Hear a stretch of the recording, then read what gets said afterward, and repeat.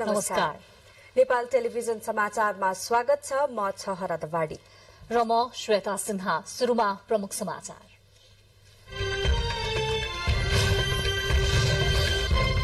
प्रधान न्यायाधीश जबरामाथिको महाअभियोग प्रस्ताव निष्प्रभावी भएको पत्र कार्यान्वयन नगर्न सर्वोच्चको अन्तरिम आदेश। जबराको अदालत फर्कने प्रयास समाप्त। सदाचार र सुशासन मार्फत भ्रष्टाचार नियन्त्रण गरिने प्रधानमन्त्री शेरबहादुर देउवाको भनाई। भ्रष्टाचार विरूद्ध शून्य सहिष्णुताको नीति अवलम्बन गरिएको उल्लेख। महिला हिंसा विरूद्ध अभियान चलाइरहेकै बेला राजधानीमै आत्मदाह र आत्महत्याले शुरू गरे नयाँ बहस। सहशक्ति नसिकाउँदा युवाको मनोबल खस्किएको विज्ञको भनाई। कोभिड-19 विरूद्धको प्रतिबन्धात्मक व्यवस्थाहरू खुकुलो बनाइएपछि चीनमा परीक्षणका लागि जानेहरूको घुइँचो। अनिवार्य नभए पनि परीक्षण केन्द्र बाहिर लामो लाम। र कतारमा जारी फिफा विश्वकप फुटबलमा आजबाट क्वार्टर फाइनलका खेलहरू शुरू हुँदै आज ब्राजिल र क्रोएसिया तथा अर्जेन्टिना र नेदरल्याण्ड्स बीच खेल हुने।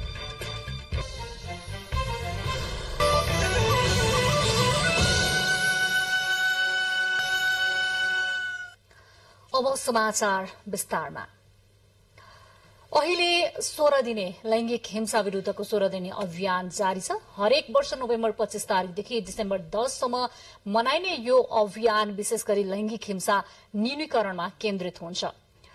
एउटा पर्व जस्तै रहेको छ यो 16 दिने अभियान। तर लैंगिक हिंसामा पनि विशेष गरी महिला हिंसाको दर हेर्ने हो भने वर्षेनी रूपमा यो बढ्दो क्रममा नै रहेको छ। अझै विगतका केही घटनाहरूलाई मात्र उदाहरण लिने हो भने मानसिक तनावका कारण हिंसामा परेका महिलाहरूले आत्महत्यासम्मको विकल्प रोज्ने गरेका छन्। विवाहको मंगनी तोडिएपछि काठमाडौँको बानेश्वरकी 27 वर्षीय पुष्पा न्यौपानेले आफ्नै शरीरमा पेट्रोल छर्किएर आत्मदाह गरिन्। मुलुकको राजधानी काठमाडौँमै हुर्के बढेकी युवतीले विवाह तोडिएकै आधारमा आत्मदाह गरेपछि नेपालमा महिलाको अवस्था र सामाजिक परिवेशबारे सर्वसाधारणदेखि विशेषज्ञहरू बीच बहस शुरू भएको छ। नेपाल सरकारले महिला हिंसा अन्त्यको लक्ष्य नै राखेर देशव्यापी रूपमा महिला हिंसा विरूद्धको 16 दिने अभियान सञ्चालन गरिरहेको छ। दूर दराजमा समेत पुगेर महिला सचेतना अभियान चलाएको भनिएको छ। यही बेला मंसिर 18 गते 27 वर्षीय पुष्पा न्यौपानेले आत्मदाह गरिन्। आफैले मन पराएको केटासँग विवाहको टुङ्गो लागेपछि केटा पक्षले जनै सुपारी फर्काएर बिहेको बाचा बन्धन तोडेकोले आफू र परिवारको समेत बेइज्जत भएको निष्कर्ष निकाल्दै पुष्पाले आफ्नै शरीरमा पेट्रोल छर्किएर आत्मदाह गरेकी हुन्। केटा लगायत परिवारकै अगाडि आत्मदाह गरेकी पुष्पाको प्रहरीले उद्धार गरेर अस्पताल पुर्याउँदा शरीरको 70% भाग जलिसकेको चिकित्सकको भनाइ छ। पुष्पाको परिवारले भने केटा पक्षले दिएको मानसिक तनाव सहन नसकेपछि पुष्पा आत्मदाहको निर्णयमा पुगेको किटानी जाहेरीमा दिएको छ। जाहेरीकै आधारमा सुदन संग्रौलालाई प्रहरीले पक्राउ गरेको छ। संग्रौला विरुद्ध अदालतबाट म्याद थपेर आत्महत्या दुरुत्साहन मुद्दामा अनुसन्धान भइरहेको काठमाडौँ जिल्ला प्रहरी परिसरका प्रवक्ता प्रहरी उपरीक्षक दिनेशराज मैनालीले जानकारी दिनुभयो। पुष्पा मात्र होइन, नेपालमा शिक्षित र आर्थिक रूपमा सबल परिवारमा समेत महिला हिंसाका घटनाहरू क्रमशः बढ़िरहेको प्रहरीको तथ्याङ्कले देखाउँछ। नेपाल प्रहरीका अनुसार पछिल्लो 5 वर्षमा मात्र देशभरि 96,000 वटा महिला हिंसाका घटना भएका छन्। त्यसमध्ये 74,000 वटा त घरेलु हिंसाका घटना भएका छन्। सबैभन्दा धेरै मध्य प्रदेशमा 20,900 घरेलु हिंसाका घटना भएका छन्। आर्थिक तथा शैक्षिक हिसाबले सक्षम महिलाहरू पनि सामाजिक परिवेश र धार्मिक मूल्य मान्यताका कारण कमजोर बन्ने गरेको विज्ञहरूको बुझाइ छ। समाजमा छोरीको क्षमताको अवमूल्याङ्कन गर्ने र संस्कारका नाममा उनीहरूलाई कमजोर बनाउने भूमिका दिने गरेका छन्। समाज र परिवारले छोरीहरूलाई हुर्काउँदैदेखि आत्मविश्वास बढाउनु पर्ने जानकारहरू बताउँछन्। हाम्रो आफ्नै आत्मसम्मानित जीवन छ, सम्बन्धहरू हुन्छन्, नहुने होइन, आउँछन् जान्छन्। कतिपय अवस्थामा हामीले त्यो कुराहरूलाई आफ्नै किसिमले डिल गर्दै जानुपर्ने हुन्छ र यो चाहिँ नि एउटा कुनै मान्छेसँग सम्बन्ध बिग्रिनु अथवा कुनै मान्छेसँगको विवाह गरेपछि पनि, यो विवाह अगाडिको कुरा भयो होइन, विवाह गरेपछि पनि कति महिलाहरू टर्चरमा देख्छु म। सहेर बस्नुपर्छ भन्ने जरुरी छैन र आफ्नै संसार बनाउने खालको त्यो खालको वातावरण हाम्रो घर परिवारले, हाम्रो एजुकेसनले, हाम्रो समाजले, हाम्रा अभियानहरूले र हाम्रो कानूनले त्यति गर्न चाहिँ एकदमै जरुरी देख्छु। नेपालमा करिब 25 वर्षदेखि महिला हिंसा विरुद्धको अभियान सञ्चालन गरे पनि हिंसाका घटना न्यूनीकरण हुन सकेका छैनन्। हिंसा मुक्त समाज निर्माणका लागि अब महिलासँगै पुरुष सचेतना अभियान समेत सञ्चालन गर्नुपर्ने कतिपयको बुझाइ छ। क्यामेरामा शंकर बुढाथोकीका साथ सलुजा दहाल, काठमाडौँ। नेपालमा लैंगिक हिंसा न्यूनीकरणका लागि विभिन्न प्रयासहरू भए पनि तथ्याङ्कले हिंसाका घटनामा वृद्धि भएको देखिन्छ। महिलामाथि हुने हिंसालाई लैंगिक असमानताको सबैभन्दा चरम रूप मानिन्छ। नेपाली समाजमा व्याप्त असमानताले दिगो विकास सुनिश्चित गर्ने नेपालको प्रयासलाई कमजोर तुल्याएको विश्लेषण भइरहेको छ। लैंगिक हिंसा विश्वव्यापी रूपमा हुने मानव अधिकारको हनन हो। नेपालमा लैंगिक हिंसाबाट प्रत्येक 4 महिलामा 1 जना भन्दा बढ़ी प्रभावित हुने गरेको सरकारी तथ्याङ्क छ। लैंगिक हिंसा शारीरिक, यौनजन्य, भावनात्मक, मनोवैज्ञानिक र आर्थिक किसिमले हुने गर्दछ। प्रथम दर्जाको प्राणीको उपभोग्य वस्तु महिला हो भन्ने धारणा समाजमा व्याप्त छ। पुरुषत्वसँग सम्बन्धित कठोर सामाजिक मान्यताहरू लैंगिक हिंसा निम्त्याउने मुख्य कारक मानिन्छन्। महिला हिंसा न्यूनीकरण हुनुभन्दा पनि शिक्षित र आर्थिक रूपमा सबल महिला पनि हिंसामा पर्नुले कस्तो समाजको चित्रण गर्छ त? इम्पावरमेन्ट गर्ने, सोच बदल्ने तिर भन्दा पनि बढी चाहिँ यो चाहिँ शिक्षा चाहिँ आफैमा एक खालको कर्मकाण्डीय भएको कारणले गर्दाखेरि पनि यो भएको हो। र दोस्रो कुरा चाहिँ के हो त भन्दाखेरि हिंसा कुनै पनि समाजमा कस्तो खालको समाजमा बढी हिंसा हुन्छ त भन्दा जहाँ कानुनी शासन हुँदैन, विधिको शासन हुँदैन। हाम्रो नेपालमा कानुनी प्रगतिहरू हामीले हेर्यौँ भने नि हामी धेरै अगाडि छौँ। हामीले अझै पनि को महिला चाहिँ सफलता भन्दाखेरि उसको पेशागत आधारमा, उसको शिक्षाको आधारमा भन्दा नि उसको विवाह राम्रोसँग भएको छ कि छैन, उसले चाहिँ राम्रोसँग चाहिँ सेटल हुन सकेको छ कि। अझै पनि एउटा सफल महिलाको मानक भनेको चाहिँ हाम्रो समाजले स्थापित गरिएको मानक चाहिँ त्यो छ। नेपाल प्रहरीको आँकडा अनुसार महिला तथा किशोरीहरू विरुद्धको अपराध चिन्ताजनक दरमा बढेको छ। गत आर्थिक वर्षमा मात्रै 21,568 उजुरी परेका छन्। यद्यपि धेरै व्यक्तिले आफ्नो पीड़ा बाहिर ल्याउन सकेका छैनन्। नेपालमा शारीरिक वा यौनजन्य हिंसाबाट पीड़ित तथा प्रभावित महिलाहरूमध्ये 1/3 भन्दा कमले मात्र उजुरी गर्ने वा सहयोग लिने गरेकाले लैंगिक हिंसाको वास्तविक अवस्था सार्वजनिक हुन सकेको छैन। समाजले के भन्लान् भन्ने मनस्थितिका कारण पनि उपचार खोज्नुभन्दा पछिल्ला समय महिलाहरूले आत्महत्या गर्ने तथ्याङ्क बढ्दो छ। जानी पनि म पीडाबाट निस्किन चाहदैन, किनभने समाजको जो कुरीति छ, संस्कार छ, त्यसले के गर्छ एकदमै बाँधेको छ, हाम्रो जिनमै छ भन्दा पनि हुन्छ। एक प्रकारले यदि जति पढे लेखेको भए पनि झन् पोस्टहरूमा भएको अतिवटा राम्रो कार्य गर्ने महिलाहरूमा अझै धेरै गाह्रो हुन्छ, किन यता ब्यालेन्स पनि गर्नुपर्नेछ, यतातिर चाहिँ अगाडि पनि निस्किन सकेको अवस्था छैन। यसकारणले यो समाज चाहिँ अलिक फरक दृष्टिकोणबाट गइरहेको छ। यसलाई ब्यालेन्स गर्नको लागि यो कुरीतिहरूलाई हामीले हटाउनु पर्ने हुन्छ र सँगसँगै नानीहरूलाई ट्रेनिङ पनि दिनुपर्ने हुन्छ। सरकारी स्तरबाट भेदभावपूर्ण कानूनको अन्त्य, पैतृक सम्पत्तिमा छोरीको पनि समान अधिकार, विभिन्न हिंसात्मक घटनाका लागि खास कानूनको व्यवस्था, महिलाप्रतिको नकारात्मक भावना हटाउन चेतना अभिवृद्धि जस्ता कार्यक्रमहरू सञ्चालन भए हिंसामा कमी आउन सक्छ। महिलाहरूको सामाजिक मर्यादा स्तर वृद्धिका लागि अन्यायपूर्ण विकासका शैलीहरूलाई सुधार्नुपर्छ। श्वेता सिन्हा, नेपाल टेलिभिजन, काठमाडौँ। लैंगिक तथा यौनिक अल्पसंख्यक समुदायले पहिचानका कारणले आफूमाथि परेको हिंसाबारे खुलेर बोल्न नसकेको एक अध्ययनले देखाएको छ। मेतिनी नेपाल संस्थाले समलिङ्गी महिला, द्वैलिङ्गी महिला, ट्रान्सजेन्डर महिला र तेस्रो लिङ्गी जोडी बीचको सम्बन्धमा हुने हिंसाबारे गरेको अध्ययनमा सामाजिक रूपमा आउने धम्की, अपमान तथा दुर्व्यवहारबारे खुलेर बोल्न सक्ने अवस्था नभएको अध्ययनको सार निष्कर्ष छ।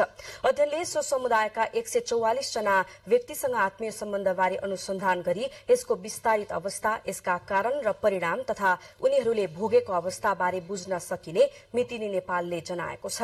शारीरिक, मानसिक र आर्थिक गरी मिश्रित हिंसा भएको पाइएकोमा संस्थाले लैंगिक तथा यौनिक अल्पसंख्यक समुदायका व्यक्तिले विवाहको पहिचान र लैंगिक तथा यौनिक अल्पसंख्यक जोडी बीच विवाहको व्यवस्था भएमा यस्ता हिंसा घट्ने अध्ययनले निष्कर्ष निकालेको छ। यता राजनीतिमा पनि लैंगिक हिंसा व्याप्त रहेको एक अनुसन्धान प्रतिवेदनले देखाएको छ। पर्पल फाउन्डेशनले नेपाली राजनीतिमा सक्रिय महिला तथा लैंगिक तथा यौनिक अल्पसंख्यक विरुद्धको लैंगिक हिंसा विषयमा गरेको अनुसन्धान प्रतिवेदनमा राजनीतिमा लैंगिक हिंसा व्याप्त रहेको प्रतिवेदनमा उल्लेख छ। फाउन्डेशनले राजनीतिमा सक्रिय महिला र लैंगिक तथा यौनिक अल्पसंख्यक गरी 492 जना प्रतिनिधि बीच गरिएको अनुसन्धानमा राजनीतिक जीवनमा एक वा सो भन्दा बढ़ी प्रकारका हिंसा भोग्नु परेको बताएका थिए। अनुसन्धान मध्ये 61% आफू आबद्ध राजनीतिक दल, पार्टी सदस्य र सहकर्मीबाट नै हिंसामा पर्ने गरेको नेपाली कांग्रेसका नेता लक्ष्मी खतिवड़ाले बताउनुभयो। फाउन्डेशनले नेपालको संविधान, कानून, अन्तर्राष्ट्रिय हस्ताक्षर गरिएका दस्तावेजको पालना तथा संशोधन गर्नुपर्ने पनि सुझाव दिएको छ।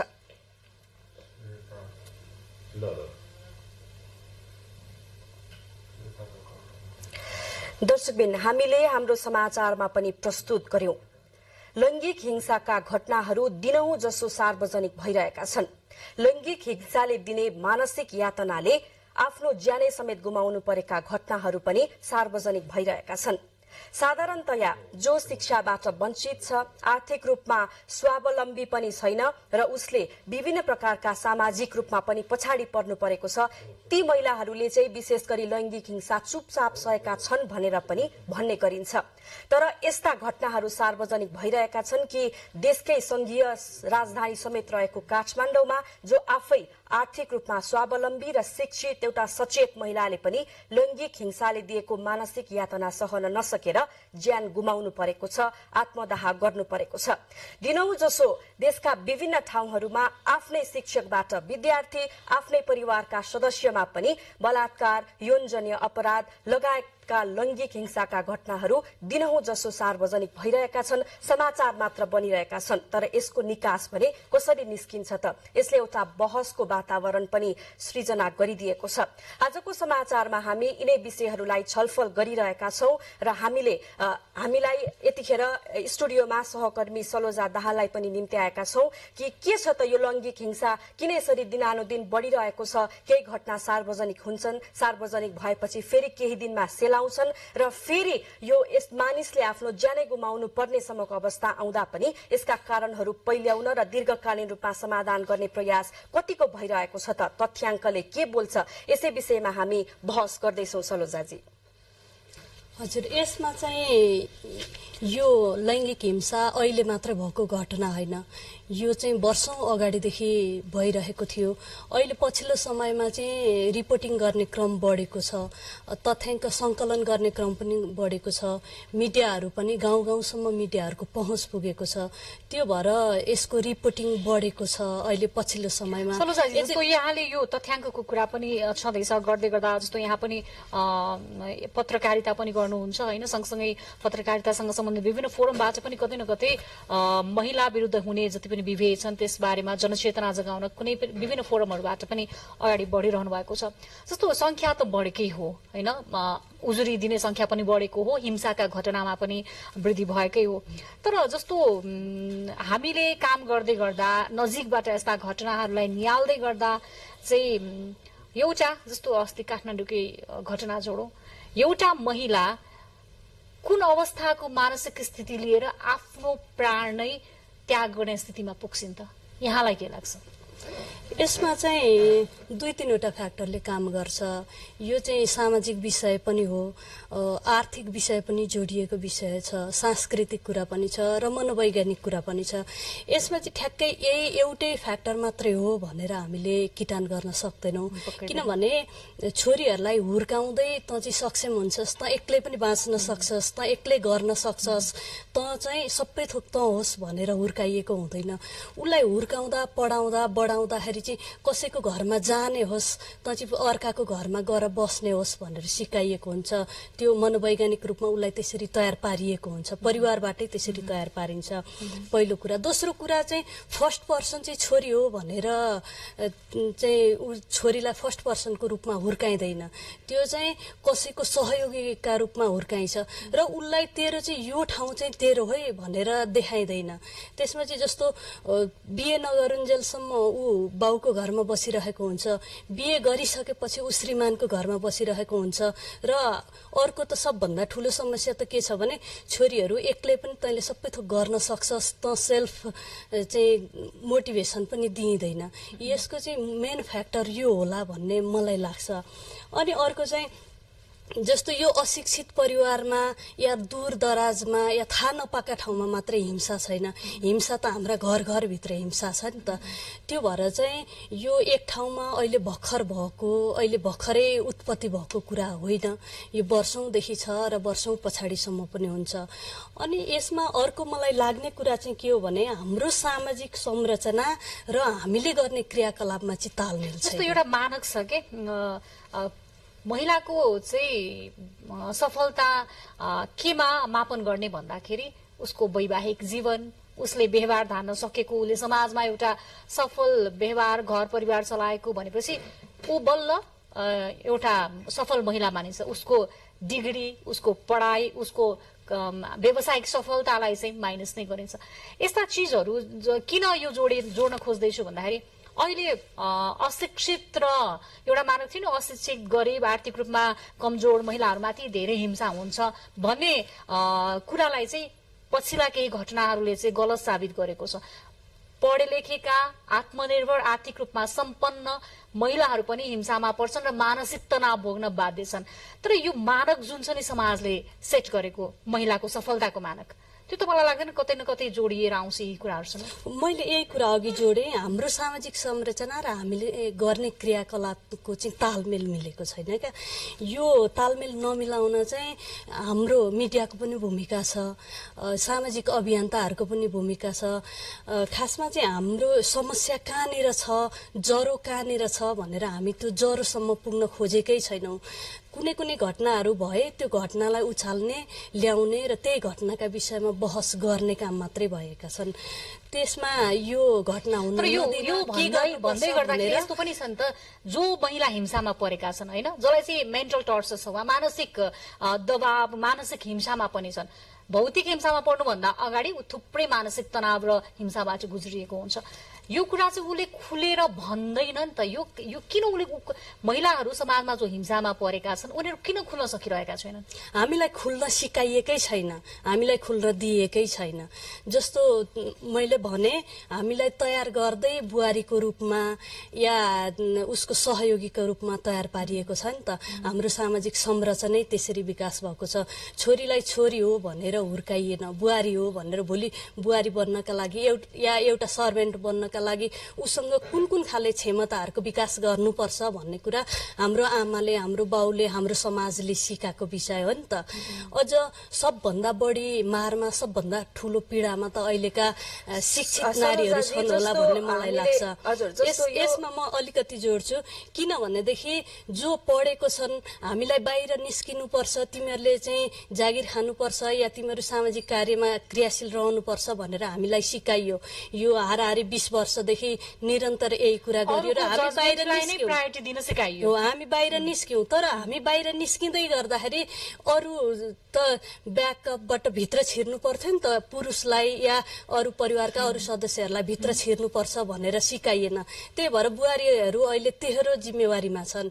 एउटा छोराछोरी हेर्नुपर्ने प्राकृतिक विषय छँदैछ, दोस्रो संस्कारको विषय ल्याएर जोडिन्छ, त्यो छँदैछ, र तेस्रो घरबाट बाहिर निस्किँदाखेरि के भन्ला भन्ने विषय पनि, घरबाट बाहिर निस्किँदाखेरि गर्नुपर्ने विषय, परिवार र समाजको इज्जतको ठेका चाहिँ फेरि महिलाले लिदिनु पर्ने एउटा मानसिकता पनि छ। त्यो पनि महत्त्वपूर्ण कुरा छ। महिलालाई महिला भनेर हेरिँदैन, जस्तो इज्जत जोडिन्छ। आत्मदाह गरेको जुन समाचार पनि सार्वजनिक भएको छ, अरूले हामीलाई कमजोर बनाइदियो अथवा हामीलाई अघि बढ्न दिएन, यसरी संरचना यस्तो छ भनेर यस्तो जुन घटनाहरू आइरहेको छ नि, यसले चाहिँ के महिला किन आत्मदाह नै गर्नुपर्ने अवस्था चाहिँ सृजना भयो होला जस्तो लाग्छ? त्यो चाहिँ उनीहरूलाई मानसिक रूपमा स्ट्रङ बनाइएको छैन। ऊ मानसिक रूपमा चाहिँ म एक्लै बाँच्न सक्छु, एक्लै गर्न सक्छु भनेर तयार भइसकेको छैन। उसले डिग्री हासिल गर्यो, औपचारिक रूपमा शिक्षा लियो, समाजमा इस्टाब्लिस्ड हुने गरी आर्थिक रूपले पनि ऊ सम्पन्न भयो। तर मसँग सबै थोक हुँदा हुँदै पनि श्रीमान चाहिँ चाहिन्छ है। परिवारको मेन सदस्य भनेको चाहिँ श्रीमान हो है भनेर बुझाइएको छ नि त। त्यो बुझाइएकोबाट बाहिर निस्किनेहरू चाहिँ स्ट्रङ बन्छन्, आउँछन्। तर महिला भनेको कसै न कसैप्रति आश्रित हुनुपर्छ भन्ने एउटा स्कुलिङ पनि काहीँ न काहीँ गएर त्यो एउटा चाहिँ प्रमुख कारक रूपमा देखिन्छ। तर एउटा कुरा, यो विषय चाहिँ सामाजिक मात्र होइन, यो राजनीतिसँग प्रत्यक्ष रूपमा जोडिन्छ होइन, आर्थिक रूपमा प्रत्यक्षसँग जोडिन्छ र मानसिक रूपमा त जोडिने नै भयो। यो सबै जोडिँदै गर्दाखेरि साउथ एसियामा, दक्षिण एसियामा चाहिँ नेपाल कानुनी रूपमा कानुन प्रावधानहरू भएको एकदमै रिच कन्ट्री पनि मानिस देश हो होइन। तर कता कता यसको कार्यान्वयन फितलो हुँदा चाहिँ वा भनौँ न जानकारी पनि छैन। यसमा तपाईँलाई लाग्दैन सहरी क्षेत्रमा अझ विशेष गरी जहाँ पढे लेखेका महिलाहरू छन् उनीहरूले यो उजुरी नदिनुको पछाडि न्याय कहाँ पाउँछ भन्ने जानकारी नै छैन जस्तो तपाईँको सर्वेमा तपाईँले यस्तै काम गर्दाखेरि लाग्दैन? न्याय पाउँदैन भन्ने जानकारी भन्दाखेरि पनि उनीहरू न्याय कसरी पाउने, न्याय प्रक्रियामा कसरी जाने भन्ने जानकारी नै कतिपय अवस्थामा नभएको देखिन्छ। न्यायालयप्रतिको विश्वास चाहिँ कम छ। जस्तो छिट्टो न्याय दिएन मैले फुत्त पाइहाल्छु भन्ने हुन्छ। ऊ चाहिँ सामाजिक रूपमा, पारिवारिक रूपमा, सांस्कृतिक रूपमा त हामीले सिकेर आएको, हाम्रो स्कुलिङ त फरक तरिकाको छ नि त। कानुन बने तर ती कानुन कार्यान्वयन गर्ने पक्ष को छ भन्दाखेरि त्यही समाजमा भएको अर्को सदस्यहरू छ जसले महिलाको अस्तित्वलाई त्यसरी सहज तरिकाले अझै पनि स्वीकार्न सकेको छैन र महिलालाई चाहिँ तुरुन्त न्याय पाइन्छ भन्ने कुराको विश्वास पनि छैन। समग्रमा भन्दाखेरि कतै न कतै यो पितृसत्तात्मक समाज र सोचकै यो देनहरू हो भन्नुपर्छ। यो जति पनि रिजल्टहरू आइरहेका छन्, अब यस्तो गर्दै गर्दाखेरि न्यायिक प्रक्रियामा जाने, न्याय प्राप्तिका लागि जाने भने त्यही पुरुषसँग ठोकिन्छ होइन। आफू हिंसामा पर्यो, हिंसाका कुरा भन्यो भने घर परिवारले नै सपोर्ट नगर्ला भन्ने पनि डर छ एउटा। श्रीमानबाट वा आफ्नो परिवार जुन विवाहित महिला हो भने त्यसबाटै अपहेलना होला, थप हिंसा होला भन्ने डर छ। तर यो सबै डर, यो सबै चिजहरूसँग लड्न त मनोबल चाहिँ चाहिने रहेछ नि त। मनोबलको लागि चाहिँ अब एउटा बलियो मनोबल बिना महिला हिंसा न्यूनीकरण चाहिँ सहजै होला जस्तो देखिँदैन। यसमा चाहिँ के गरेर अब महिलाहरूले चाहिँ आफ्नो मनोबल बढाएर, एउटा आत्मबल बढाएर अगाडि बढ्नलाई, यस्ता घटनाहरूलाई न्यूनीकरण गर्नलाई, हिंसाबाट बच्नलाई, हिंसाबाट निक्लिनलाई, आफ्नो हिंसामा परिसकेपछिको जीवन अगाडि बढाउनलाई चाहिँ कसरी आफूलाई अगाडि लानुपर्छ? यसमा चाहिँ महिला एक्लैले, एकजना व्यक्तिले सक्दैन। अनि यो महिला हिंसा भन्ने विषय या पुरुष मानसिकता भन्ने विषय चाहिँ लिङ्गसँग गएर जोडिएको चाहिँ हुँदैन। यो चाहिँ कतिपय चाहिँ महिलाहरूमा पनि पुरुष मानसिकता हुन्छ, कतिपय पुरुषमा पनि त्यो लैङ्गिक मैत्री मानसिकताहरू हुन सक्छ। तर नेपालको केसमा चाहिँ महिला हिंसा नै धेरै देखिन्छ। उसको सोचाइसँग जोडिन्छ। अनि ठुलो भइसकेपछि एकैचोटि म यो काम गर्छु भनेर होइन। हामी बच्चै हुँदादेखि हाम्रो भूमिकै त्यस्तो बनाइएको हुन्छ कि महिलाहरू फरक हुन्, पुरुषहरूको चाहिँ सहयोगी हुन् भनेर तयार पारिएको हुन्छ नि। त्यो भएर हामीले मेन गर्नुपर्ने, समाजले गर्नुपर्ने, हाम्रो बाबुआमाले गर्नुपर्ने कुरा चाहिँ के हो भने छोरीहरू पनि गर्न सक्छन्, छोरीहरूसँग पनि क्षमता छ, छोरीहरूसँग पनि आँट छ भनेर चाहिँ सुरुदेखि उसको हुर्काउने चरणदेखि नै गर्नुपर्छ। मेरो छोरो छ, छोरोले चाहिँ यसो गर्न सक्दैन, छोरी छ, छोरीलाई चाहिँ लाउँछु भनेर हाम्रो त्यो हुर्काइको चरणदेखि हुर्काइमै यसलाई चाहिँ सुधार गर्नुपर्छ। अर्को कुरामा यसमा जोड्न चाहन्छु भने हामीलाई बाहिर निस्किनु पर्छ भनेर सिकाइयो, तर हामी बाहिर निस्किँदै गर्दाखेरि हामी सँगसँगै हिँड्ने त पुरुषहरू पनि हो नि, हाम्रो परिवार पनि हो नि त, हाम्रो समाज पनि हो नि त। त्यो समाजलाई चाहिँ महिलाप्रति गर्ने व्यवहार के हो भनेर सिकाइएको छैन। अबका अभिमुखीकरण कार्यक्रमहरूमा, अब जनाउने जनचेतनामूलक कार्यक्रमहरूमा समाज, पुरुष र महिला यो तीनटै कुरालाई एकै ठाउँमा राखेर यी अभिमुखीकरण गर्न सक्यौं भनेदेखि महिला हिंसाका घटना केही न्यूनीकरण हुन सक्छन्। सलोजाजी, आफ्नो अनुभवहरू, आफ्नो विश्लेषणहरू राखिदिनु भयो यहाँ आएर, यसको लागि धेरै धेरै धन्यवाद। हामी हाम्रा सहकर्मी सलोजा दाहाललाई आज स्टुडियोमा नेपाल टेलिभिजनको समाचारमा निम्ति आएका छौं र आज हामीले महिला हिंसा र विशेष गरी मानसिक स्थिति, महिलाहरूको मानसिक स्थितिलाई जोडेर कुराकानी गरिरहेका छौं। विभिन्न कारणहरू छन्, तर मानसिक रूपमा महिला जबसम्म बलियो बन्दैन, आफूलाई हिंसा, आफूमाथि हिंसा हुनबाट पनि रोक्न सक्दैन र त्यो हिंसामा परेपछि पनि उसले त्यसबाट बाहिर निक्लन पनि असम्भव हुन्छ र यस्ता आत्महत्याका घटनाहरू बढ्दै जाने देखिन्छ। घर समाज पुरुष र प्रत्येक सदस्य समाजको राज्यको सबैको दायित्व हो महिला हिंसा न्यूनीकरण। हामीसँग अन्य समाचारहरू बाँकी नै छन्, अहिलेलाई भने एकैछिन विश्राम। अब बाँकी समाचार। सर्वोच्च अदालतले निलम्बित प्रधान न्यायाधीश सुरेन्द्र शमशेर जबराको महाभियोग प्रस्ताव निष्प्रभावी हुने भनी संघीय संसदका महासचिव डाक्टर भरतराज गौतमले दिएको पत्र तत्काल कार्यान्वयन नगर्न अन्तरिम आदेश दिएको छ। सर्वोच्च बारका अध्यक्ष पूर्णमान साक्य, उपाध्यक्ष मुकुन्द प्रसाद पौडेल लगायतले दिनुभएको रिट निवेदनमाथिको प्रारम्भिक सुनवाई गर्दै संवैधानिक इजलासले अन्तरिम आदेश दिएको हो। संविधानद्वारा प्रतिनिधि सभालाई प्रदान गरिएको अधिकार महासचिवले प्रयोग हुनुले गम्भीर र महत्वपूर्ण प्रश्न खड़ा भएको सन्दर्भमा महासचिवले लेखेको पत्रको तत्काल कार्यान्वयन हुनु सुविधा सन्तुलनका दृष्टिले हेर्दा मनासिब नदेखिएको आदेशमा उल्लेख छ। त्यसैगरी सर्वोच्च अदालतले निलम्बित प्रधान न्यायाधीश सुरेन्द्र शमशेर जबरालाई निलम्बन किन निष्प्रभावी हुनुपर्ने भन्ने सम्बन्धमा समेत कारण पेश गर्न आदेश दिएको छ। माग बमोजिम किन आदेश जारी हुन नपर्ने हो, बाटोको म्याद बाहेक 7 दिनभित्र प्रधान न्यायाधीश आफै वा आफ्नो कानून बमोजिमको प्रतिनिधि मार्फत जवाब पेश गर्नु सर्वोच्चको आदेशमा भनिएको छ।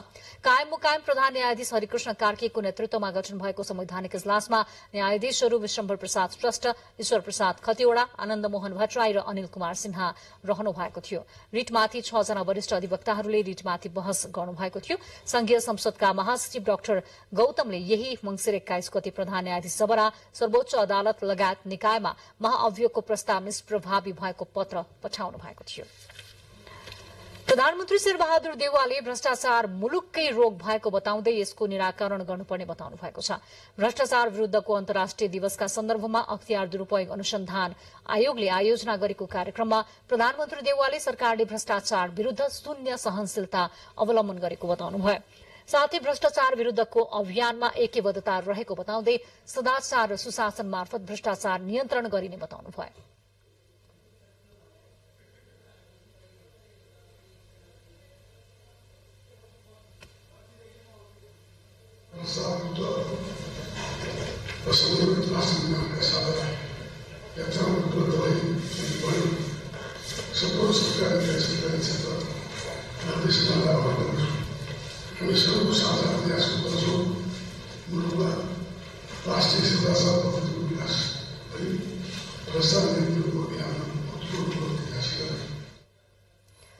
कार्यक्रममा मुख्य सचिव शंकरदास बैरागीले सार्वजनिक प्रशासनलाई स्वच्छ, स्वस्थ, पारदर्शी र भ्रष्टाचार मुक्त हुनुपर्ने संवैधानिक व्यवस्था रहेको बताउनुभयो। साथै राज्यका सबै अंग र निकायको सहयोगमा मात्रै भ्रष्टाचार नियन्त्रण गर्न सकिने बताउनुभयो। यसैगरी कार्यक्रममा अख्तियार दुरूपयोग अनुसन्धान आयोगका प्रमुख आयुक्त प्रेम कुमार राईले भ्रष्टाचार विरूद्धका राष्ट्रिय कानून र नीति समयानुकूल परिमार्जन गरिनुपर्ने बताउनुभयो। नियन्त्रण तथा सुशासन प्रवर्तन गर्न आयोग प्रतिबद्ध रहँदै आएको छ। ट्रान्सपेरेन्सी इन्टरनेशनल नेपालका अध्यक्ष पद्मिनी प्रधानाङ्गले राजनैतिक भ्रष्टाचार न्यूनीकरण नेपालको मुख्य चुनौती रहेको बताउनुभयो। मन्त्री परिषदबाट भएका निर्णयको अख्तियारले अनुसन्धान गर्न नपाउने व्यवस्थाले नीतिगत भ्रष्टाचार मौलाएको बताउनुभयो। आज विश्वभर विश्व नै एक हौं भन्ने नाराका साथ भ्रष्टाचार विरूद्धको अन्तर्राष्ट्रिय दिवस मनाइँदैछ। प्रधानमन्त्री शेरबहादुर देउवाले उच्च शिक्षामा समयानुकूल सुधार गर्दै जानुपर्ने बताउनु भएको छ। त्रिभुवन विश्वविद्यालयको 48औं दीक्षान्त समारोहलाई सम्बोधन गर्दै प्रधानमन्त्री देउवाले व्यावहारिक तथा जीवनोपयोगी शिक्षाको विकास अबको आवश्यकता भएको बताउनुभयो। विश्वविद्यालयका कुलपति समेत रहनुभएका प्रधानमन्त्री देउवाले सरकारले आधारभूत तहदेखि उच्च शिक्षासम्म नै उचित लगानी गरे पनि सो अनुसारको प्रतिफल प्राप्त नभएको बताउनुभयो। शिक्षा, ज्ञान, शिवर समाजका लागि उपयोगी बनोस्, तपाईँहरू सबै सुन्दर नेपाल निर्माणका लागि साथी बन्न सकोस् भन्ने हार्दिक शुभकामना व्यक्त गर्छु। आज दीक्षित हुनुभएका विद्यार्थी भाइ बहिनीहरूले आफूलाई समाजमा सुशिक्षित, सचेत र अनुशासित नागरिकको रूपमा स्थापित गर्दै आफूले सिकेको ज्ञान राष्ट्र समाजको विकासका लागि अधिकतम सदुपयोग गर्नुहुनेछ भन्ने विश्वास लिएको छु। शिक्षा विज्ञान तथा प्रविधि मन्त्री देवेन्द्र पौडेलले अब औपचारिक शिक्षाले मात्र नपुग्ने भन्दै अनुसन्धानका कार्यलाई नेपाल तथा नेपालीको आर्थिक र सामाजिक विकाससँग जोडेर लैजानुपर्ने बताउनुभयो। उहाँले विज्ञान तथा प्रविधिका विषयलाई उच्च प्राथमिकतामा राखेर जनशक्ति उत्पादनमा केन्द्रित हुनुपर्ने बताउनुभयो। आर्थिक तथा सामाजिक विकाससँग जोडेर लैजानु पर्नेछ भन्ने विज्ञान तथा प्रविधिका विषयहरूलाई उच्च प्राथमिकतामा राखेर सोही अनुसारको जनशक्ति उत्पादन गरी देशको बेरोजगारी र गरिबी कम गर्नेतर्फ पनि विश्वविद्यालयले भूमिका खेल्नुपर्ने आजको आवश्यकता रहेको छ। कार्यक्रममा प्रमुख अतिथि तथा सेन्ट्रल युनिभर्सिटी अफ पंजाबका भाइस चान्सलर प्राध्यापक डाक्टर राघवेन्द्र पी तिवारीले हावापानी सुहाउँदो र युवाको भविष्यलाई आवश्यक पर्ने खालको शिक्षामा जोड़ दिनुपर्ने बताउनुभयो। के पढ्ने भन्दा पनि अब कसरी पढ्ने र त्यसलाई बजारमा प्रयोग कसरी गर्ने भन्ने विषयमा केन्द्रित हुनुपर्नेमा उहाँले जोड़ दिनुभयो। Successful competition of education they should be dedicated to the service of the nation. कार्यक्रममा उपकुलपति प्राध्यापक डाक्टर धर्मकान्त बास्कोटाले नेपालमा सबैभन्दा बढ़ी विद्यार्थी रहेको विश्वविद्यालयको भौतिक विकासदेखि प्राज्ञिक क्षेत्रको विकासका लागि सरकारलाई थप लगानी गर्न आग्रह गर्नुभयो। विश्वविद्यालय खोल्न होडबाजीमा रहेका प्रदेशका योजनाहरूलाई एकातिर यो पुनर्संरचना मार्फत सम्बोधन गरी राज्यलाई पर्ने थप आर्थिक भारलाई कम गर्न सकिन्छ भने अर्कोतर्फ सञ्चालनमा आइसकेका विश्वविद्यालयहरूलाई आर्थिक रूपले सोही खर्चबाट सबल तुल्याउन सकिन्छ।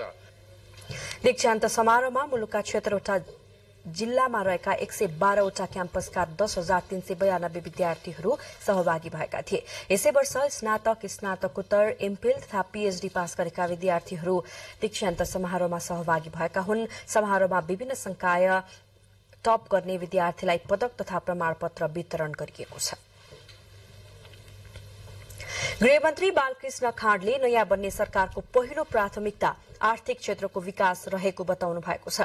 भैरहवामा आजदेखि शुरू भएको 8औं लुम्बिनी राष्ट्रिय महोत्सवको उद्घाटन गर्नुहुँदै मन्त्री खाँडले सरकारले उद्योगी व्यवसायको विषयलाई गम्भीरताका साथ लिएको बताउनुभयो।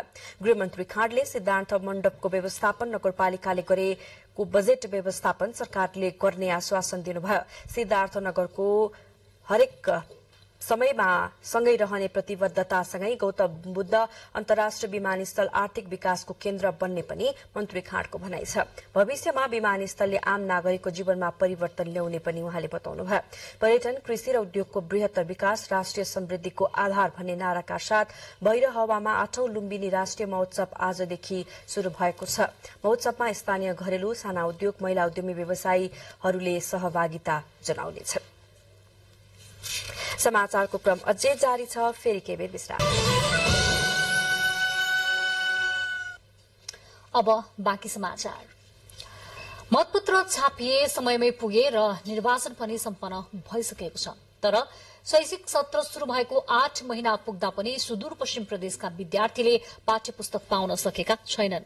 शैक्षिक सत्र सकिनै लाग्यो, तर सुदूरपश्चिममा पाठ्यपुस्तकको अभाव अझै छ। सुगम जिल्ला कैलालीकै विद्यालयहरूमा विद्यार्थीका लागि किताब अभाव रहेको कैलालीको कैलाली गाउँपालिकाको जनता माध्यमिक विद्यालयका शिक्षक दिल्ली मिश्रले बताउनुभयो। गत जेठ 3 गतेदेखि नै शुरू भएको नयाँ शैक्षिक सत्रका लागि आवश्यक कक्षा 6 देखि 9 तथा कक्षा 11 र 12 का किताब नपाउँदा विद्यार्थीहरूले किताब बिना नै परीक्षा दिइरहेका छन्। किताब नपुग्दा विद्यार्थीको पढ़ाइ नै प्रभावित बनेको शिक्षकको गुनासो छ।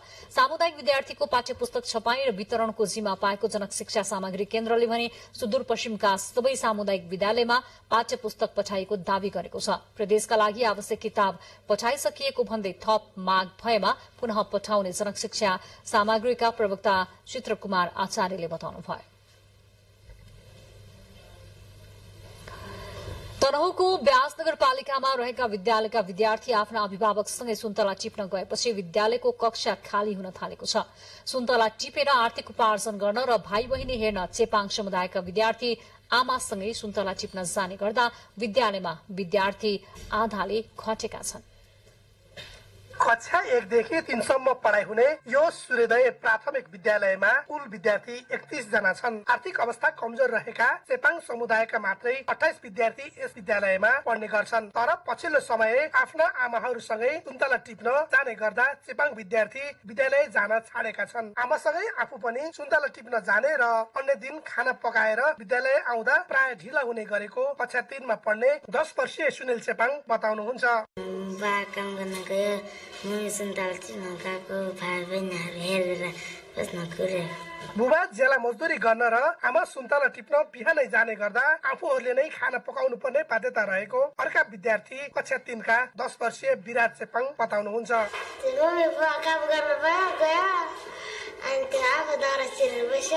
सुन्तला टिप्न आउँदा चेपाङ महिलाले प्राय काखमा रहेको बालबालिका बुलाउन अन्य सन्तान पनि साथै लिएर आउने ब्यास 9 छापका सुन्तला बगैँचा धनी मनबहादुर विक बताउनुहुन्छ। ती 5-7 महिनाको बच्चालाई चाहिँ हेरालोको लागि चाहिँ तिनीहरू चाहिँ अब 8-10 वर्षका ठुला स्कुल जाने हेरालोको लागि चाहिँ आएका हुन्छन् सुन्तला टिप्नको लागि। मङ्सिर र पुष महिनामा जहिले विद्यालयमा आधा जसो चेपाङ विद्यार्थी आमासँगै सुन्तला टिप्न बगैँचामा जाने गर्दा विद्यार्थी न्यून हुने गरेको विद्यालयकी प्रधानाध्यापक रश्मि थापा बताउनुहुन्छ। घरमै अब बाबा मम्मी सुन्तला टिप्न गर्ने काम गर्न जाने भनेपछि त घरकै काम गर्नु पर्यो हैन। बाख्रा कुखुरालाई घाँस काटेर उनीहरू आफू त्यो सानो बच्चा भए तापनि हामीले चलाउन नसक्ने भारी उचालेर पुरै घाँस काट्ने, सिस्नु टिप्ने, मकै पिन्ने अनि पकाउने खुवाउने भाइ बहिनीले गर्छन् है। अहिले विद्यालयमा दैनिक 15-16 जना मात्रै नियमित विद्यार्थी छन्। भोलिका कर्णधार भनिने बालबालिकालाई गुणस्तरीय शिक्षा दिने कार्यमा शिक्षक, अभिभावक र स्वयं विद्यार्थी बीच प्रतिमालो आवश्यक छ। तब मात्र विद्यार्थी नियमित गर्न सकिन्छ। पूर्ण विके, नेपाल टेलिभिजन, गण्डकी प्रदेश, रामचे, तनहुँ। कपिलवस्तुको ज्वावारी स्थित महालक्ष्मी सुगर मिल बन्द भएपछि सस्तो मूल्यमा भेली उद्योगमा उखु बिक्री गर्न किसान बाध्य छन्। जिल्लाको पश्चिम दक्षिणका अधिकांश किसानको वर्षभरिको जीविका चलाउने माध्यम उखु भएकाले रकम अभावमा अहिले प्रति क्विन्टल 300 रुपियाँ सस्तो मूल्यमा भेली बनाउने क्रेसरमा उखु बिक्री गरेको किसानहरू बताउँछन्। महालक्ष्मी सुगर्स मिलले आवश्यक कच्चा पदार्थ अभाव देखाउँदै 4 वर्ष अगाडि कारखाना सर्लाई लगेपछि कतिपय किसानले विगतको रकम समेत नपाएको गुनासो गरेका छन्। 2 दिने अन्तर्राष्ट्रिय कर्णकायस्थ महासभा काठमाडौँमा शुरू भएको छ। महासभामा मिथिला संस्कृति तथा कर्णकायस्थको पहिचानको विषयमा बृहत छलफल तथा बहस भइरहेको छ। पूर्वीय सभ्यता विशिष्ट पहिचान बोकेको मिथिला संस्कृति संरक्षण तथा सम्वर्धन गर्ने उद्देश्यका साथ कर्णकायस्थ महासभा शुरू भएको हो। महासभामा मिथिला संस्कृति र कर्णकायस्थ जातिको महत्व र पहिचानको विषयमा बहस भइरहेको छ। कर्णकायस्थ कायस्थ जाति मध्य एक हो। भगवान चित्रगुप्ताको 12 सन्तान मध्य एक सन्तानको रूपमा कर्णकायस्थलाई लिइन्छ। सोही अनुरूप कायस्थको विभिन्न उपजातिहरू मध्य कर्णकायस्थको उत्पत्ति, विकास र परम्परा, संस्कृतिको वृत्तचित्र देखाएर महासभाको शुभारम्भ भएको हो। सामाजिक कुरीतिहरूलाई हटाउने साथै एउटा सुमधुर सम्बन्ध स्थापित गर्ने उद्देश्यले कर्णकायस्थ महासभाको आयोजन गरिएको छ। विशेषतः भारत र नेपालको तराई मधेस भूभागमा कर्णकायस्थको वस्तुस्थिति र मिथिला संस्कृतिको पहिचानमा आधारित विभिन्न पुस्तकहरू समेत प्रदर्शनमा राखिएको छ। 2 दिनसम्म जारी रहने महासभामा विभिन्न मुलुकबाट 300 जना भन्दा बढीले सहभागिता जनाएका छन्। समाचारको क्रममा प्रमुख समाचार फेरि एकपटक।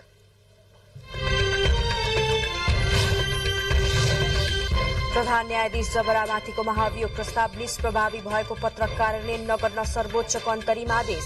जबराको अदालत फर्कने प्रयास समाप्त। सदाचार र सुशासन मार्फत भ्रष्टाचार नियन्त्रण गरिने प्रधानमन्त्री शेरबहादुर देउवाको भनाई। भ्रष्टाचार विरुद्ध शून्य सहनशीलताको नीति अवलम्बन गरिएको उल्लेख। महिला हिंसा विरुद्ध अभियान चलिरहेकै बेला राजधानीमै आत्मदाह र आत्महत्याले शुरू गरे नयाँ बहस। सहन शक्ति नसिकाउँदा युवाको मनोबल खस्किएकाहरूको कुलो बनाइएपछि चीनमा परीक्षणका लागि जानेहरूको घुइँचो। अनिवार्य नभए पनि परीक्षण केन्द्र बाहिर लामो लाम। र कतारमा जारी फिफा विश्वकप फुटबलमा आजबाट क्वार्टर फाइनलका खेलहरू। ब्राजिल र क्रोएसिया बीचको खेल सुरु। आजै अर्जेन्टिना र नेदरल्याण्ड्स बीच खेल हुने।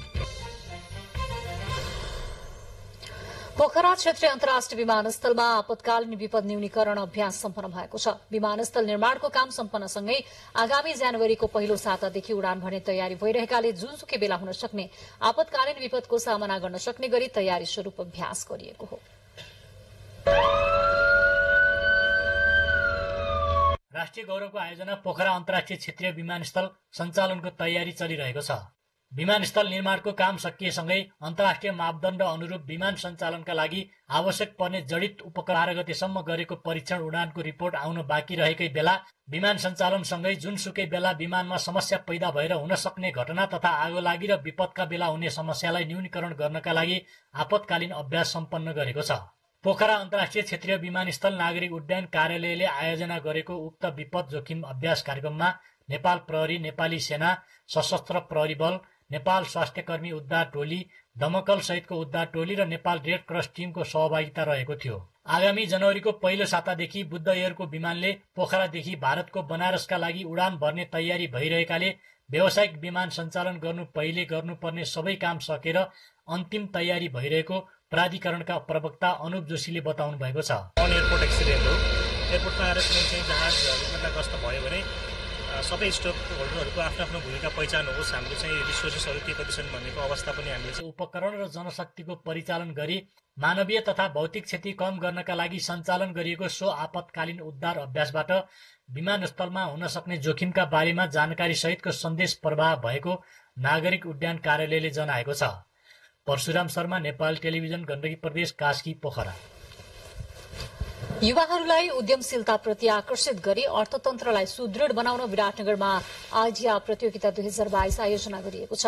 नेपाल युवा उद्यमी संघ उद्यमी मंच विराटनगरले आयोजना गरेको कार्यक्रममा 27 जना युवा विद्यार्थीहरू सहभागी भएका थिए। सहभागीहरूले आफ्ना व्यापार योजनाहरू प्रस्तुत गरेका थिए। 27 टोली सहभागी प्रतिस्पर्धाको अन्तिम चरणमा 8 वटा टोली बीच प्रतिस्पर्धा गराइएको थियो। व्यापार योजना भए पनि आर्थिक अभाव, ब्याङ्किङ प्रणाली र बजारको स्थितिबारे जानकारी नहुँदा व्यापार व्यवसाय गर्न नसकेकाहरूका लागि प्रतियोगिता उपलब्धिमूलक गरिएको छ। डडेलधुरा जिल्लाको आलीताल गाउँपालिकामा रहेको सुन्दर मनोरम दृश्यले भरिपूर्ण आलीताल पर्यटकको पर्खाइमा छ। उत्तरी चुरे श्रृंखलामा अवस्थित ताल पर्यटकीय दृष्टिकोणले महत्वपूर्ण रहे पनि तालसम्म पुग्ने गतिलो बाटो नहुँदा भने मानिसहरू जानै समस्या छ। तालका बारेमा पर्याप्त प्रचार प्रसार पनि हुन नसकेको सरकारवालाहरूले बताएका छन्। तालको सौन्दर्य जोगाई राख्न र थप सौन्दर्य थप्नका लागि बिजुलीको व्यवस्थासँगै पर्यटकहरूको विश्राम स्थल समेत निर्माण हुनुपर्ने उनीहरूको माग रहेको छ। अब अन्तर्राष्ट्रिय समाचार। कोभिड-19 विरूद्ध देशव्यापी लगाइएको प्रतिबन्धात्मक प्रावधानहरू खुकुलो बनाइएपछि चीनमा कोभिड परीक्षण गर्नेहरूको भीड़ बढ़ेको छ। परीक्षण केन्द्रहरू बाहिर मानिसहरूको लामो लाम लाग्ने गरेको छ। प्रतिबन्धको व्यवस्थाले दूरगामी प्रभाव पारेको भन्दै खुकुलो नीति लिएको थियो। अहिले केही क्षेत्रहरूमा बाहेक कोभिड परीक्षण अनिवार्य गरिएको छैन। सार्वजनिक सवारी साधनमा चढ्न यसअघि परीक्षण अनिवार्य गरिएकोमा अहिले त्यस्तो व्यवस्था हटाइएको छ। कोभिड संक्रमण र पटक पटकको लामो प्रतिबन्धले चीनको आर्थिक क्रियाकलापमा समेत प्रभाव पारिरहेको विश्लेषणहरू भइरहेका छन्। बाँकी समाचार एकैछिनपछि।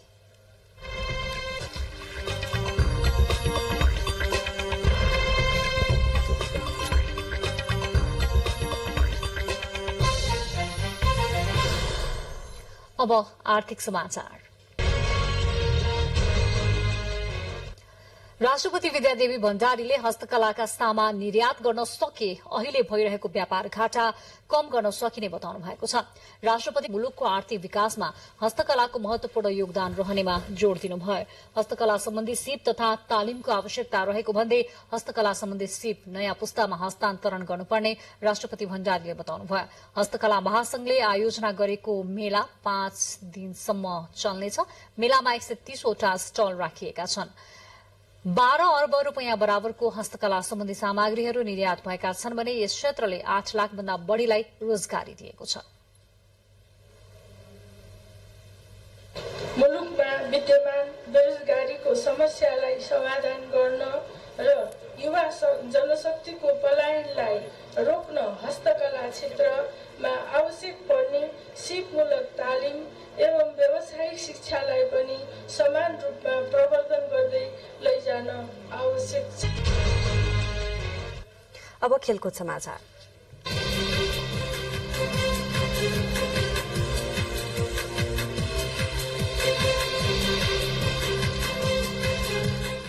कतारमा जारी फिफा विश्वकप फुटबलमा आजबाट क्वार्टर फाइनलका खेलहरू शुरू भएका छन्। कतार विश्वकप अन्तर्गत आज 2वटा क्वार्टर फाइनल खेलहरू हुनेछन्। पहिलो क्वार्टर फाइनलमा ब्राजिल र क्रोएसिया बीचको खेल शुरू भएको छ।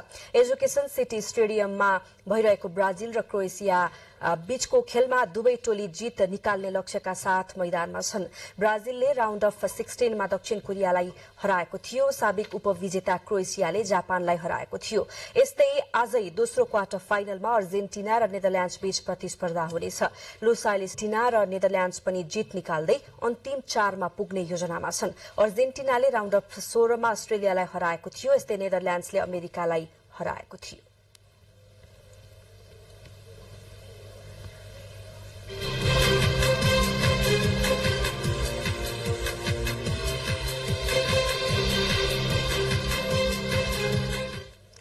खेल समाचारपछि अब मौसम। प्रदेश 1 गण्डकी र कर्णाली प्रदेशका पहाड़ी भूभागमा आज राति आंशिक बदली रही बाँकी भूभागमा मौसम सामान्यतया सफा रहनेछ।